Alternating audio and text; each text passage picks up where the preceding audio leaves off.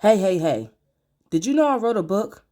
It's called The Value Method: 5 Steps to Unlocking Your Greatest Potential. And in it, I share just that: 5 wildly easy, actionable steps that will set you up to have a greater human experience daily. I've included interactive worksheets and small assignments at the end of each chapter.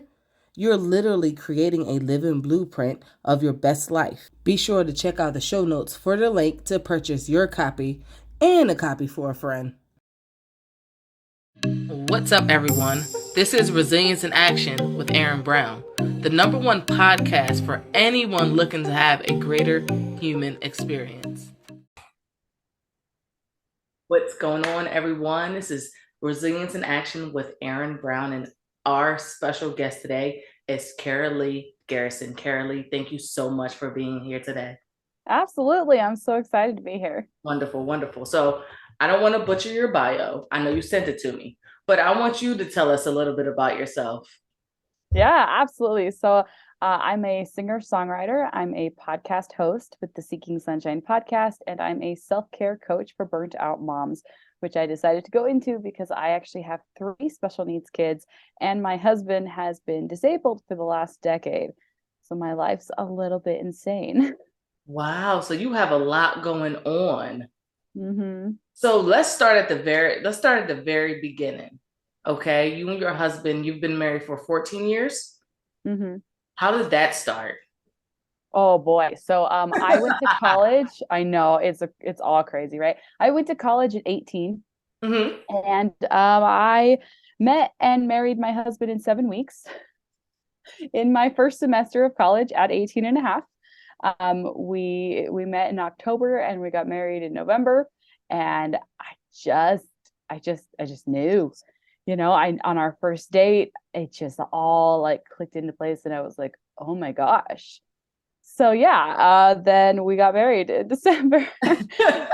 Or I'm sorry, we got married at the end of November, having met at the beginning of October. that that We wow. we yeah, we met October 6th, got married November. Oh my gosh, I'm gonna forget our anniversary, November 29th. Wow. That's so I've interviewed a lot of people. That is a first. Yeah. That is a first. And what has navigating the past 14 years with your husband, what has that been like? Oh, it's certainly been a roller coaster. Within our, let's see, we had our first child about a year and a half after we got married. But through that whole process, my husband, like I said, he's been disabled for about a decade. His disability is a genetic defect, and it sort of slowly got worse and worse and worse. So as I look back to the beginning of our marriage, I can see kind of signs of it. Some of his There's a huge list of diagnoses, a lot of mental health, depression, anxiety, PTSD, a lot of like chronic back pain, and he's got bulging discs and stuff like that. But he has this thing called familial episodic ataxia that causes him to collapse when he is overstressed. And so at the very beginning, before it was really fully developed, it looked like, and which was definitely also because of the PTSD, but it looked like panic attacks when he was Mm. working. And he worked at a grocery store and was the only male on the cashier on the front end. And so he was kind of the bouncer who had to kick all the people out the store who were, Yeah. doing things they shouldn't be doing. And that would just do him in, and he'd curl up in a ball and just like panic and cry and be completely unfunctional. And that was at the very beginning of our marriage, and we did not understand like what that would lead to. Yeah. That's that seems like a very intense thing to go through. Mm-hmm. Looking back, what signs do you pick up now that that kind of could have triggered So something many, then? Yeah. so many. I mean, he had a lot of childhood kind of trauma that contributed Mhm. to it, as well as like the genetic defect. And he has recently, so all 3 of our kids are on the autism spectrum, and he's come to realize that he's also on the autism spectrum. And so that definitely affected like the way he perceived the world around him and Mhm. the way that he was treated in turn, because in the 90s it was like, that's not a real thing. Like Yeah. ADHD, that's not real. Yeah. That's not. And so a lot of those kids who were struggling really just got ignored.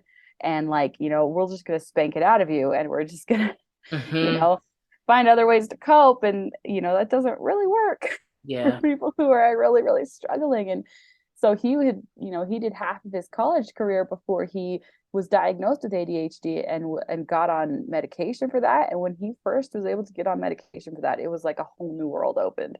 He Yeah. was like, I cannot believe I ever did college without this. It felt impossible. Hmm. And how did you, now we spoke a lot about your husband. How did you navigate this process, and what was this journey like for Karaleigh? Yeah, it was a growth journey for sure. I mean, I was 18 and a half when I got married. I was so young and naive. And, you just have to learn and grow as your life progresses and then not kick yourself for not having known better, Hmm. And so, like, I think we fought for 10 years. Yeah. we were Yeah. not we were not on the same page until we'd been married for 10 years, but both of us had our parents are still together, but they fight. And so we knew that that was part of life and part of marriage, that we're going to disagree and then you're just going to going because that's what you do. That's what we were Hmm. taught from our parents. And so we'd fight. We had some times where we really almost didn't make it. But because I had that really strong foundation of like, I just knew that it was kind of bigger than myself, that Hmm. it was I'm definitely religious, very, very much, and I really, really felt so, so strongly that like this wasn't really my idea. This was God's idea, Yeah. and so like putting it back in His hands and being like, all right, I'm gonna trust you, and the answer was like, not yet, not yet. Give me because my husband was always trying to get better because. So my favorite quote comes from Frozen, and it is, people make bad choices when they're mad or scared or stressed. Well, with a decade of, a variety of disabilities, my husband was not always, acting as his best self, right? So we Hmm. had lots of times where it was like, do I continue to endure this or do I move on? And through lots of prayer, it was, no, just hold on a little longer. And what was really helpful was that my husband was always trying to do better. And Hmm. also we had three kids that, desperately needed their dad. And because they all struggle in very similar ways to how he struggles. So that definitely played a factor, played a part in that. Yeah. That's amazing that you were able to navigate that.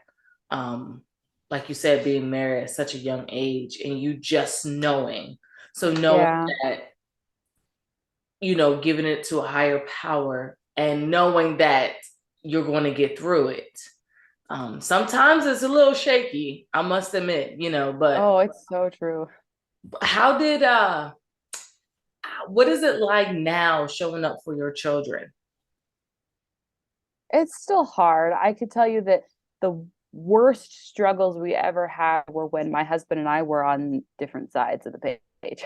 Right. Mm-hmm. When our relationship was at its worst, it made everything else that we navigated harder to deal with. I mean, we had our youngest is 8 now. He almost died when he was born. And that was like right at the beginning of my husband's like onset of like really, really being unable to function, was right about that same time. And that near death experience really triggered my husband's PTSD that was already existent, but just because he saw, our son kind of lifeless being wheeled to the NICU. And Yeah. that whole played out.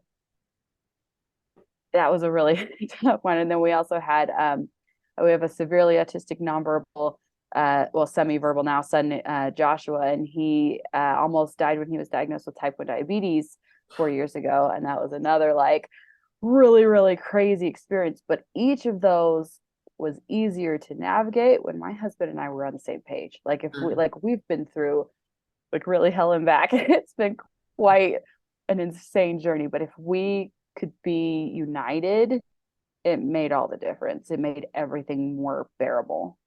Absolutely. And what are some of the ways that you've learned to not navigate, to communicate with each other and how were you able to get on those same pages?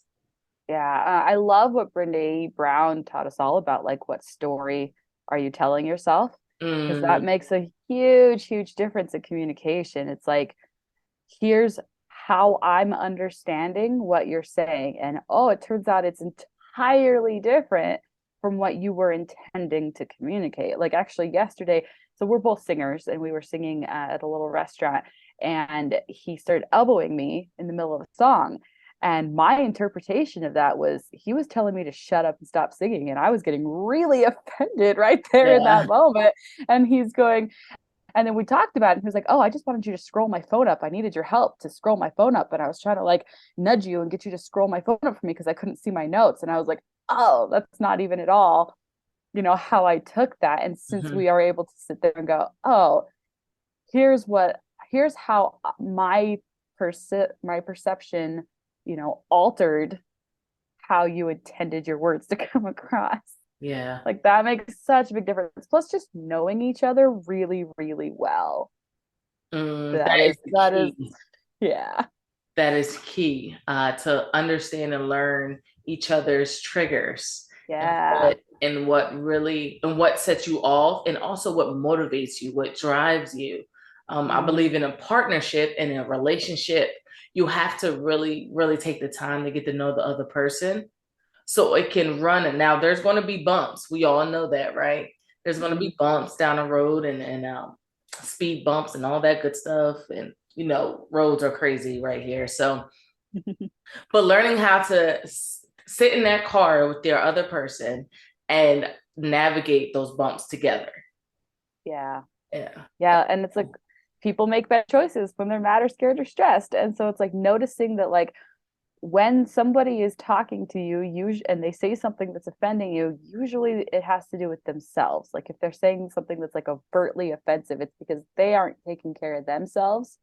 Like they're hungry, or they need to pee, or they need to get some more sleep, or like they Yeah. need to something. Like it's usually about them. So taking offense is usually a silly thing to do. Again, I did it yesterday, so we all struggle It with it. happens, right? We take But then, offense. We're yeah. human. We're Mhm. human. But We're then human. also, like, people make bad choices when they're mad or scared or stressed. So do I. And so Exactly. when I'm starting to get upset, going, well, wait a minute, have I done it? Have I done a self check today? Did I get enough sleep last night? Have I not peed for 4 hours because I was doing something for everyone else, not taking any time to just breathe and like be me? Have I taken care of me first? Or am I reacting out of being overstressed out because I didn't take time for me, which happens a lot. It happens. Ding, ding, ding, ding, ding. Yeah. Am I taking care of me first? I think that's so important, even when it comes to just life in general. Being a parent, being a guardian, whatever that looks like. If you're not good for you, you can't show up for your children. You can't show up for your job. You can't show up for the commitments you've made. So pouring into Uh, yourself first. Make sure you use the potty. Make sure you're drinking your right. Well, water. and I say that one all the time because I go to the bathroom and I start doing laundry because my washer and dryer are in my bathroom. And so I'll be like, oh, I need to pee. And then I walk into the bathroom and I'm like, oh no, the washing machine needs to be changed. And I need to start the dryer. I need to start a new load. And then I get into all these things and then I don't actually pee. And then like I just get, oh, this has to get put away and this has to get done. And then I like forget to take care of my actual need that I went in there for. Yeah, the reason you went in there in the first place. And then you find yourself back out the bathroom. You're doing Yeah. other things. And then you're like, oh, yeah. Oh yeah, Like I when you should have. walk into the refrigerator, when you open a refrigerator Yeah. and you forget what it Yeah. was you were going in there for. Oh, Yeah. Well, and it's so, I mean, like I said, I'm a self-care coach because it's so, so important. It's like we don't realize because we've been taught our whole lives that like caring for yourself, loving yourself, isn't that just selfish? And it's like actually you show up so much worse in the world if you are not like whole, if you're not cared for first, and the only person's responsibility that is yours. yep. Like, but you might notice that like you're snippy. Like I'm snippy with my kids if I haven't been caring for myself. Like we'll be grocery shopping and I'm like ready to scream and yell at them because their behavior is so bad. And then I'm like, oh, wait a minute. My blood sugar's really low. I really need to eat something. Like I haven't eaten in a while or sat down even once today. Like no wonder I'm so upset with them. Maybe it's a little bit less about their behavior and a little bit more about how I need to take care of me first. Mm, I love that you have that self-awareness. It Where takes a did lot of that come practice. from? I was going to say it's a I feel like it's a lifelong journey, but once you start, you know where you start and you navigate it from there. So where did Yeah. it start for you? Where did it start? I think it tends to start when you're just really feeling at your worst, Mm, right? When you're feeling like nothing is working out. I'm feeling really depressed. I'm feeling really hopeless. And it's like, how do I change this? How do I change this feeling in myself? Because this feeling sucks. yeah. Like, and I can continue to blame the world around me. Like I'm a singer songwriter, and as a mom of three special needs kids, it's been like, nope, that's impossible. Find a new dream. Like that's how I have felt for so long. Like I tried to go do music, and then my kids would something else would happen, and they'd get harder, and they'd get a new diagnosis, and like you know, it just got harder, and it was like, at what point do I just give up on this dream because obviously like God's telling me this is not for you. And then somebody told me that if you have a desire for it, that desire was given to you by God and it's meant for you. And so I started looking into like, how do I change me when I can't change my circumstances? How do I find a way to do what lights me up, even as the world seems to tell me it's impossible? Yeah, Or I like that's love what I'm that. getting from the world. And it turns out, it's not impossible. Like I'm working on my album, even if it's only like 20 minutes a day. Like you do what you can, right? Yeah, But finding a way to do what lights you up is a humongous part of self-care. And you can only get there as you go, okay, well, first, what lights me? Like you have to do some introspective work. mm, What lights me up? What makes me feel energetic? And then you have to look at, well, what's draining me? And if I can't get rid of what's draining me, which a lot of times that's my kids, and that's totally like a social thought to be like, my kids drain me. But you know what? I'm going to say it because it's tell really the true. truth. Tell Oh, the it's true. truth. My kids drain me. And so I have to balance out how much they drain me with doing something I love. Like, you've got to find a way to refuel your battery to put more gas in your engine. And it Absolutely. starts with introspection of like recognizing, here's the things that light me up.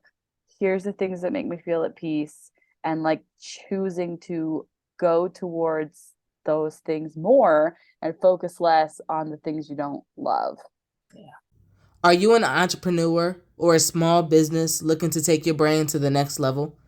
Then Visual Media is the service for you. Visual Media is a video production company who specializes in creating high quality visual content for social media, websites, and online courses. Head over to Visual Media on Instagram and drop Resilience in their DM to get started. That's VZUALMEDIA _ to get started.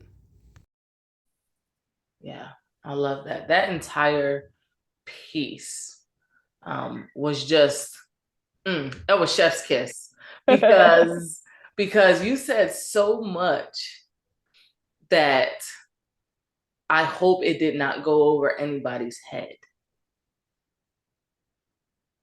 I'm trying to go back to where you began. Um, there was So a I started with so I started with music it started and with like finding what lights you up, because yep. music's not what lights everyone up, but it certainly is what lights me up. And like I had just taken it on myself that like I should give up on this. It's impossible. And I felt like I had sign after sign after sign. Like we had 2018 was really one of our worst years ever right before the pandemic. So then the pandemic hit and I was like, this is easy This is compared to nothing. 2018. Like what? And so one of the things that happened in 2018, so we had just moved, we moved back to Utah after a decade of being away so that we could finish our degrees. So I had started my degree in 2008, right when I got married, and then we came back in 2018 to finish our degrees. And in 2008, I had auditioned for the School of Music for opera because I'd been studying opera for a really long time, and I didn't get in. And then we came back a decade later, and I was like, all right, I'm going to audition again, and this is going to be it, and this is why we're here, and this is why everything is happening. And so we moved here in like August, and then my son was diagnosed with type 1 diabetes in October, while both my husband and I were full-time students in college, and all three of our kids were at different schools. Two of them had diagnoses at the time of autism, and one was high functioning, one was severe, and then my youngest, I didn't have any words for it, but he was so hard, and like nothing made any sense and nobody would pay any attention. And I was like, you don't understand how hard he is. He now has lots of diagnoses. He used to have an ODD diagnosis, which is oppositional defiance disorder, which was turned into something called PDA, pathological demand avoidance. Just by the name, you can see that sounds intense. So hard. So we had both my husband and I at different schools, all three kids at different schools. Joshua almost died in the middle of October from type 1 diabetes. I auditioned for the School of Music in December. Our landlord showed up that we'd never met him before, showed up a week before Christmas and pointed his gun in my husband's face. And then I had my second round of auditions in like February. And then I found out in March that I just barely didn't make it into the School of Music. And it was like, okay, here's your sign, like time to give up on music, time to like obviously this isn't meant for you. And so for months and months I like didn't sing because I couldn't without just crying and crying because it was so painful. And I was just like, because at the time I was like, February hit and I did my audition and it was so good, and I was like, okay, this is why we've been through hell the last 6 months. This is why it's been so hard. It's because it was leading up to this huge reward of me getting what I wanted. Yeah. And then I didn't. And then we had to move a couple months later because we moved as soon as we could after the landlord thing. And yeah, it was in the end, like I turned to songwriting, which I never would have done if I had been in opera. And opera is all about being on stage every night and being at rehearsals every night. And I could never have done that with my kids. Yeah. But I have a recording studio in my home now, and I record my own music from home, and I don't have to go anywhere. And like, it's like, oh, like it's, we say we want, like my motto for this year that I had to come up with was, the answer is trust God. And it's like sometimes those redirections that are so painful are just putting us on the right path. And when you're in that moment, it's like, this seems impossible, but actually it's like amazing. Yeah, that reward is, it was something you wanted, is not something that was ever fully meant for you. Yeah, in a sense. Goodness gracious. So well, and how much I've grown because I didn't get what I wanted. Yeah, and I was that was the segue into, gosh, what did that look like? How did you 2018, if you had to describe it in 2 words, what would they be? Like utter hell. Like it was so bad. It was so bad. What was the one biggest lesson that 2018 taught you? Ooh, trust God. And if you want to hear, like, so I have my whole story about like I was trying to do opera and like really, and I was like so there for it, and I was like, this is what I meant to do. And then that pivot came, and it was like, oh my gosh, exploring songwriting again, which I hadn't done since I was in middle school, like, and how much joy that brings me to write music now, which I never would have done. Like, that's a huge, like, oh my gosh, just trust God. But I have a really incredible story from that time if we have a second to share it. Yeah, go ahead. Yeah, So absolutely. Joshua that year was 7 years old, and he was completely severely autistic, completely nonverbal, didn't have a single word that meant anything. He didn't have an that like meant something. He just screamed like he had nothing. And we had been through years and years and years and years and years of like 4 hours a day of therapy after school, like so much intensive therapy, and he was making zero progress. He had he'd been pee potty trained for a few years, but we couldn't get him to poop in the potty because he wouldn't eat. He was actually really severely underweight for years and years, and we had tried meds, and he had an allergic reaction, and it was a whole thing. And my family, like my 3-year old and my 8-year old, my oldest and youngest, we were all four of us were just praying for like 2 years. We prayed every night that Joshua would be able to talk. Mm-hmm. And somewhere around just before October, when all of it went down, I actually did like a Facebook Live. So I have like a whole memory of this of like, I was like, I give up. I give up on him talking. I can't keep hoping for this. Like, I can't do it. It's killing my poor mama heart to keep holding out hope that he's going to talk someday. I just have to accept where he's at and love him there because I cannot keep holding out this hope. It is killing me. So then the first weekend of October comes around and like everything was normal and crazy. And Joshua woke up on a Saturday morning, and all of a sudden he looked like death. Like he looked so sick. And this is my kid who was bouncing off the walls. Like he was I can't remember which ADHD med he was on. It might have been Adderall. It might have been a different one. We've been through so many, Yeah. but it was like just to like bring him down so that he was mostly bouncing off the walls and not just like exploding all the time. Like the Yeah. energy this kid had just did not quit. And he got up that morning and he looked like he had just like he was already underweight, but all of a sudden he looked like he had just lost a ton of weight overnight. And Mm. I was like, how did I not see this? How did I not notice this before? And I even asked his teachers, and they were like, no, that happened overnight. We saw him yesterday. He did not look like that. And his eyes were sunken in, and he walked out in his underwear. So he had this big thigh gap, and you could see all of his ribs. And I was like, what? Like, what happened to my child? He looks Yeah. like a different person. And he spent the weekend curled up on a ball on the floor. He puked a little bit, but it was like not a ton. And my logical mind was like, he's just sick.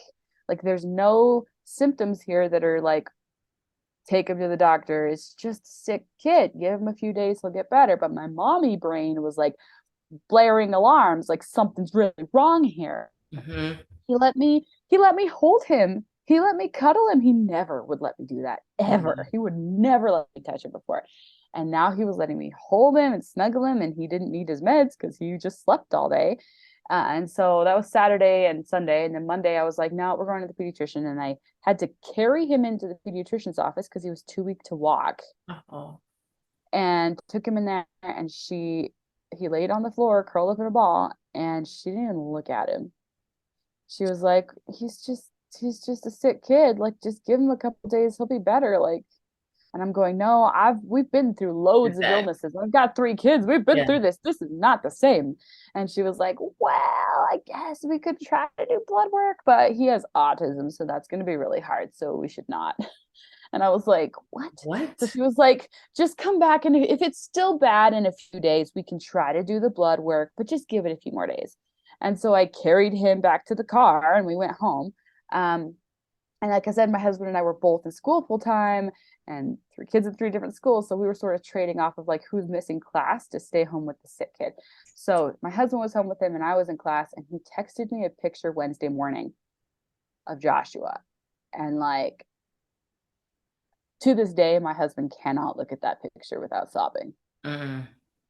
He was laying in a bed, which he hasn't laid in a bed since he couldn't get out of his crib before he was 1. Like he will not sleep in a bed. Yeah. Laying in a bed, he somehow looked like he had lost more weight. His skin was kind of turning gray. He somehow looked drastically worse. And I looked at that picture and I was like, no, I am done sitting here watching my kid die in front of my eyes. Like I'm done with this. And so I took him to the ER, and they knew immediately. They took one look at him and they were like, we need to check his blood sugar right now. And don't get me wrong, I think it took 4 different teams and like 5 different adult men holding my kid who could not walk himself into the office. I had to carry him in, fought like you would not believe to keep from getting that little prick of blood from his finger. Like it was crazy. And as soon like it took him like 45 minutes to one drop of blood from his finger because he was so dehydrated. And that was it. His blood sugar was through the roof, and they're like, this is type 1 diabetes. They sent us to a bigger hospital. And I mean, I was in so much shock that like they admitted us to the hospital, and I'm like, you don't understand, guys. Any moment now, he's gonna just come back and he is gonna demolish this hospital. He's gonna change all the passwords on all the computers. He's gonna shut your internet off. Like you have no idea what this kid's capable of. But so they were really amazing, and like had someone stand at the door to make sure he didn't run away so that I could sleep. And he continued to sleep for another 3 days, and they taught me all of the ins and outs of type 1 diabetes, which was extremely overwhelming. Someone who was already in such a state of like shock and like what is happening. And he was in the hospital for 3 days. He came out Friday. Monday morning he went back to school and pooped in the potty for the first time in his life. And within a month he could say all of his colors, and his speech has absolutely skyrocketed from that moment on. And now one of my biggest struggles is that he never shuts up. We are here 4 years later and he never stops talking. And don't get me wrong, he has apraxia of speech, so he's hard to understand, and he really just perseverates on like right now it's the calendar and he wants grandma and grandpa to come, and I'm like, okay, but they live like 12 plus hours away, like they can't be here tomorrow, dude. They can't just like, and so he gets really, really caught up. But he tells jokes, like moth popsicle, and then he laughs really loud. All of his latest jokes have a certain male anatomy in them. Makes sense. He's about that age. Right. I'm like, he's 11. He learned that word when we were talking about our dog, and I totally regret that. But yeah, that's his new joke, that he pairs that word with everything, every person, every object, and he wants you to laugh really big, and we're trying really hard to ignore it. But yeah, he talks nonstop, and it's like this humongous, insane miracle that, yeah, we're still battling with type 1 diabetes. I mean, that's a lifelong thing, but like now he can talk. And like just the thing I learned in 2018 was like, trust God. Like I really have no idea of what is possible. And so when I look at my life and I go, all these things I want are impossible. It's not possible for Josh to talk. It's not possible for me to do music when I have 3 special needs kids. And like, here I am proving all of those, previous thoughts wrong. Or I should say God's proving all of it wrong. Yeah. Like, you just never know what's possible for your life. And for me, it was trust God. And like, so as I look at trials that come up now, it's like, this seems really hard, but wait, there's probably more that's possible that I don't realize yet that could come from this. Yeah. There's always lessons in whatever it is that we're going through. Yeah. That sounds like you had such a trying time where it would have been so easy for you just to give up. And to go back to that pediatrician, do you still see that person?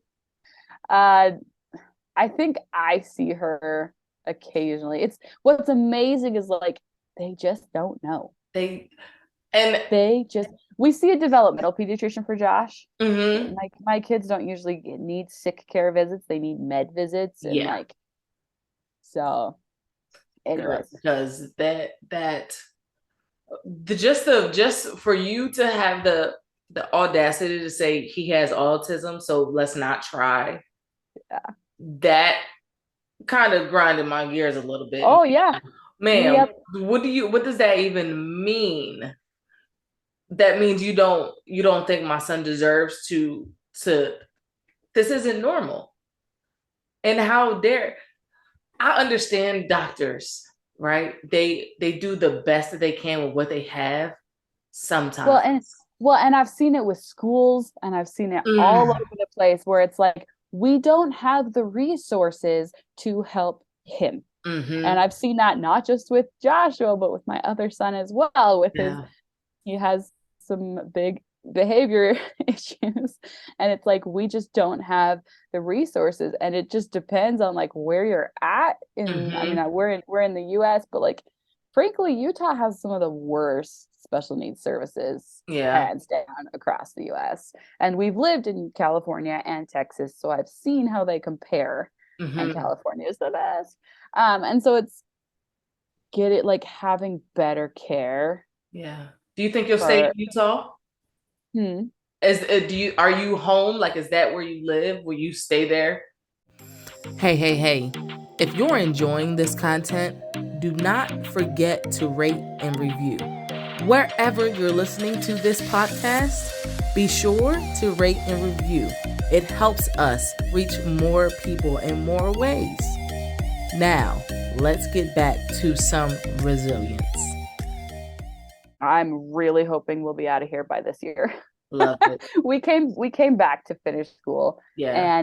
and I had my like, so we went to BYU, which Mm-hmm. is a very religious school, but because of that I was able to complete my, I actually did double major in theater, and because of the school's very religious family oriented nature, me having three special needs kids wasn't really an issue. Like my teachers were so kind and willing to work around whatever was going on with me. And I'm a really hard worker, so it was never like a big issue. But I knew that, at other schools that might be a different story. Mm-hmm. And so I was grateful that, I had understanding, professors around me when things were really, really tough. Yeah. Yeah. So let's switch gears. Well, it's not really a Well, gears. I was gonna say, can I add one more quick story that's Oh yeah, go absolutely ahead. Yeah. hilarious? So I studied costume design for theater, and one of those things I did was makeup for theater. And so we did this one day where it was disaster day, and so we went in on a Saturday and spent like the whole Saturday doing bloody gory makeup so that the EMT students could practice having like Gotcha. a big trauma disaster day. And so one of my models canceled, so I ended up doing big bloody gory makeup all over myself. So mine was, I had like been shot in the arm and my artery, and so I had blood caking half of my, like fake blood caking half of my body. And so we went and we did the whole thing, and then we came back to clean up, and my husband had been calling me and calling me and calling me and calling me because Joshua had jumped off of something and split his head open. And my husband, who was disabled and was shaking, was like collapsing when I finally got home because of the stress and the panic of it all. So basically, I took Joshua to the ER. He got two staples in his head while I was head to toe in fake blood. That had to be that had to be That was interesting when you got hilarious. But because, it's such a family oriented school and I was supposed to be there to help clean up everything, I yeah, had plenty of people who were like, oh my gosh, no, go take care of your son. Like, don't even like, worry about yeah. it, because they were so kind of generous. So, That also has to make things a lot easier. Um, when you have children, period, right? But then you have children that have special needs. Having a community that understands that and they're there to support you and help you navigate through what that journey is going to look like or what it may look like. That is or just compassion or for when just things are just exactly. crazy, because you just never really You never know. know. Yep, you never know. So having that community is very important, I believe. Yeah. Yeah. So you are a self-help coach. How did you start that? What encouraged you to help other mommies who are Yeah. overwhelmed? Yeah. So I've actually spent this, because I've always wanted to like be a speaker and use my experiences to help people, and I couldn't figure out what that looked like for a really long time. Like Yeah. I was like, music, I love music, but it doesn't feel like that's, like boots on the ground, like really, like it helps in other ways, but it's Mhm. less about like overwhelm and burnout and like the actual tools to relieve those things. Yeah. And so I was like, how do I use everything that I have been through to help, not just women who are special needs moms, but motherhood's overwhelming, like just Mhm. in general. It's so hard. And so I went through and just like dug through everything that I had been through and learned, and like what acts, because that's what I get asked. Like, how did you get through all this? How did you survive this? How do you like still have a smile on your face? And like, how do you still have energy? And like, how are you doing so much? And it's how, and so I was asking myself those questions because I was like, maybe I should actually figure out the answer to this. And so I did, and so I created my Shine self-care program, and it includes like the very very foundation of all of it is self-worth. Because Mm. if you don't believe that you are worth caring for, then you're not going to be able to do any of those things that are going to light you up and give you energy and help you be a better human Mm. to other people around you. Like when you take care of yourself, you become better able to care for your kids and your spouse and the people around you. And when you're burnt out, you're not in a position to help other people. And so it's like, how do we climb out of burnout? How do we deal with overwhelm, especially when it's like everything's coming at you all at once? Like that happens a lot, to at least in my experience in motherhood, where it's like the kids are all screaming and the dishes are yelling at me to get done, and like this has to happen, and like everything, and you're just like, how do I deal with that? And so I have steps for that. And it's like, you have to stop and take a breath, because you first have to recognize like you have to recognize you're in burnout before you can, or overwhelm. You have to recognize that you are not okay before you can start doing something about it. And you have to take some breaths because you got to calm yourself down. Mhm. Because if your mind is just going a bajillion miles an hour, then you're not going to be able to think clearly to get through it. So the second, first is recognizing it, and the second is taking a deep breath, and then the third, I like to put gratitude in there, Yeah. because if you are just in the middle of that pity party, which I feel like we all do that, where it's like, oh, the Mhm. world's crushing me. I Woe feel is so out of me. control. Yes. Yeah. And Yep. for me, like, I look back on those times in my life where I'm like, oh, trust God, because something good. Like, and so like I look at Joshua, and it's like part of my overwhelm is that he's talking at me. He's literally, an inch from my face, yelling at me because right now he's obsessed with DVDs, even though we have the ability to stream every DVD he wants to get. He wants the physical DVDs, but he doesn't know how to care for them. So he keeps scratching them all up and then ruining them. And then Oh. they skip. He gets really mad. So he'll be like in my face, like, fix that, fix my DVD. I just broke into shreds and, well, scratched up really. But, and so it's like remembering that I'm grateful that he has a voice. Hmm. I'm grateful that he knows how to communicate what's bothering him, Yeah. instead of before where it would just be like a big explosive meltdown and I'd have to kind of figure out. So I'd like finding something to be grateful for in the situation. I'm Mm. grateful my kids know how to communicate what is bothering them, even as it's driving me insane. I am grateful that the sun is out. I'm grateful we have a roof. I'm grateful I'm not cold right now. I don't know, something like find some way to like, because that's gonna help you. Like the breathing helps calm you down, and then the gratitude kind of helps bring you up from Mhm. wherever low energy kind of place you're in. Like the gratitude helps bring you up, and then you look, and once you've done the breathing and the gratitude, then you can go, okay, that has to be taken care of. That has to be taken care of. That, and you can sort of make a mental list, and you can be like, dishes are not important right now. They can wait. That's not important. Oh, the kid who cut his hand open. That's the most important. Let's go do that. But then also the self check. So I guess I should do that first. So recognizing, take a deep breath, gratitude. Then you do the self check. Where am I at? Am I overreacting to the situation because I haven't cared for myself? And then step 5 is the plan. It's like, here's the things Gotcha. that need to be taken care of. What's actually the most important? Like, is it the baby screaming? Is it the kid with a hand cut? Is it that I need to pee? Like, Yeah. what's actually the most important? And then go do the things. So Yeah. those are my like 5 steps to combat overwhelm, because that happens a lot as Yeah. mothers. I feel like there's so many competing like things coming at you that you just have to be responsible for and take care of everything. And for a lot of us, that's like our brain shuts down. Yeah. Or we end up exploding. We end up absolutely Yeah. exploding. And one of my favorite sayings is like you need to heal your wounds or heal your trauma so you don't bleed on other people. And Yeah. if we don't address what's going on inside of us, that spills out and that's going to spill out to our orbit. And then we wonder why things aren't going the way we want them to go or we like them to go. Is because we're not taking care of that center first. Yeah. Yeah. Yeah. Oh, wonderful. Wonderful. Okay. So, how can we support you? You can go check out my website. It's KaraleighGarrison.com. I'm also Karaleigh Garrison on Facebook and Instagram and all the places, TikTok and all the things. I'm mostly on Facebook. Okay. The other ones sort of like I post to them, but I don't really look at them.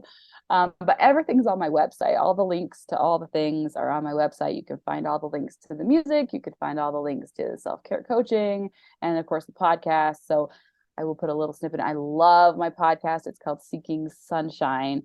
And I get to talk to people and hear their stories about how they've been how they've been able to overcome really hard things. And so that one's really fun. It comes out every week. Love that. Love that. What day does it drop?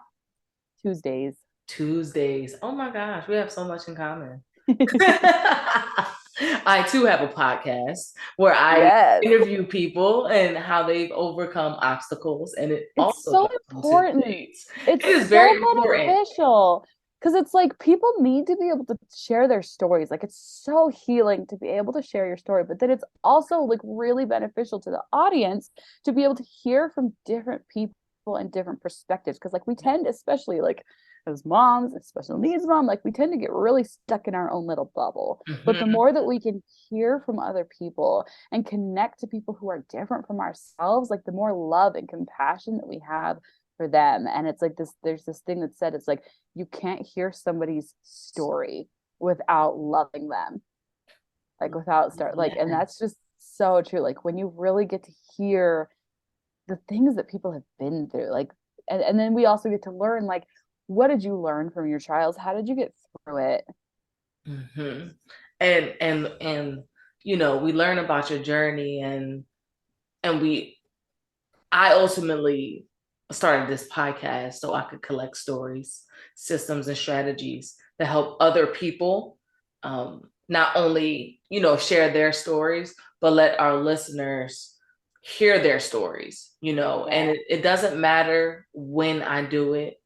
The fact of the matter is when I put it out there, it's there for them to get whenever they need it. Yeah. Um, and really listening to perspective is a great way to have a greater human experience. And what better way to do that than to interview, than to talk, than to have the conversation, Connect. that connection, building that relationship. And like I'm like I have guests that I talk to like on a regular basis, just and then we who I've met through the Facebook thing that I met you through. Yeah. You build those connections, like you said. You can't. What do you said? You can't know someone's story without loving them. And I absolutely enjoy interviewing and getting Yeah. to hear people's stories. So Well, and then through podcasting, like when you tell your story, like you're allowing an infinite number of people to connect with you throughout the rest of forever. Like how many Mhm. people like are going back to listen to old episodes and they feel such a connection because podcasting has that ability to just unite people. Mm. Yep, and just be there. It's just there. I love it. I really, really do enjoy it. So Seeking Sunshine is your podcast. Are you on Spotify, Apple, iHeart, Yep, all the places. things? Mm-hmm. Wonderful, wonderful. I'll make sure I'll throw that in the show notes as well. Thanks. Of course, of course, of course. I am going to let you go, but before I let you go, I have one final question for you. What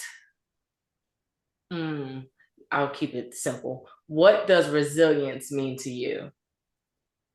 Resilience is bouncing back, which means that you first are in that place of like despair and hopelessness and depression. Like resilience doesn't mean you're never there. It means that you're there and then you recognize, even while you're in that place, that you don't have to stay there.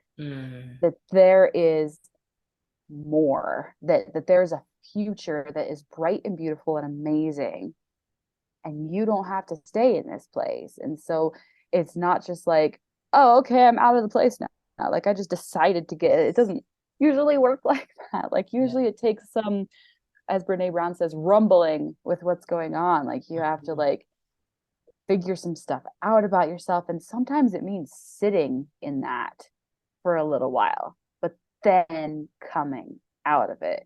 And it's the coming out of it that is so important, that is so beautiful and so shareable and inspiring. It's like, it's not that you've never been there, it's that you've been there and then you were able to come out and you were able to be resilient. Absolutely. Absolutely. That's literally resilience in action, right?